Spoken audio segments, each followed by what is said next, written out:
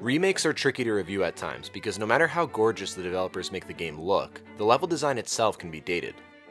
Link's Awakening was originally released in 1993. I initially felt that remaking a game from the Game Boy era and then releasing it on a home console was a real ballsy move.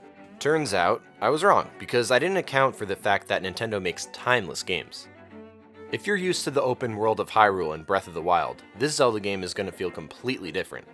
You may be put in what seems like an open world, but you're going to be restricted to only certain parts of the world until you unlock specific items.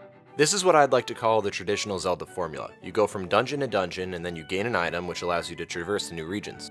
In the beginning of Link's Awakening, you're a weakling. You have 3 measly hearts, you don't even have enough strength to pick up pots. You don't even have your sword yet. The feeling of progression that you get out of Zelda games is such a rewarding feeling. Eventually, I was strong enough to pick up pots, and then even boulders, which opened up new parts of the world to me. There's a delicate balance between freedom and linearity that will always force Zelda fans to side with one or the other. Is it hard to go from an open world game like Breath of the Wild back to this? In a way. However, a linear dungeon structure incorporates such intuitive game design that you can't replicate in an open world setting, and Link's Awakening capitalizes on that with incredibly creative dungeons.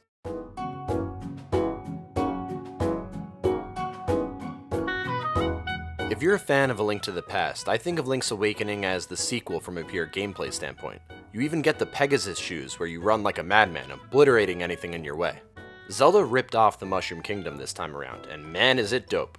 Having your own Chain Chomp pet fucking dudes up in the forest is a feeling of power that you'll never feel again in your life. Plus, smashing Goombas as Link was a weird but satisfying feeling nonetheless.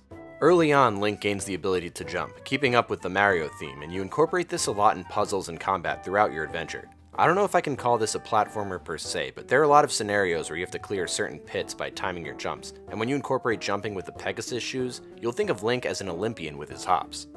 Since Link's Awakening was originally on a small Game Boy screen, you'll notice the overall scale of this game cannot match other Zelda games. The good news is, every nook and cranny is filled to the brim with things to do, and there are tons of juicy secrets. There's a ton of backtracking that you will do after obtaining new items throughout the island.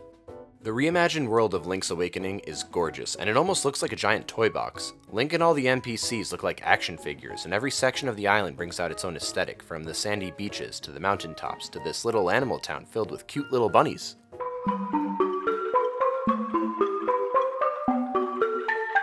This is a great intro to the Zelda series thanks to the easy difficulty. It's a more laid-back Zelda experience where you just feel good most of the time. Sure, there may be an ominous story under the hood, but the overworld, characters, and entire experience is filled with life. I couldn't help but just grin throughout my entire journey on this island. The beginning of the adventure is filled with very easy enemies, and it's pretty clear about what your objective is. The beauty of this formula is that the cute graphics will lure the little kiddies in, but the rock-solid gameplay and addicting puzzles will retain old-timers like myself. Not to mention the nostalgia is off the charts in this game if you've played it originally on the Game Boy. Every Zelda game makes me feel as if I'm growing throughout my adventure. It's not just the extra hearts and items you obtain, but also your ability to explore the world and see the world you're in evolve. Although this is not a hard-hitting AAA title, its amazing dungeons and beautiful graphics make Link's Awakening another masterpiece in this juggernaut of a series. If you need a Zelda fix and you already beat Breath of the Wild, pick this one up.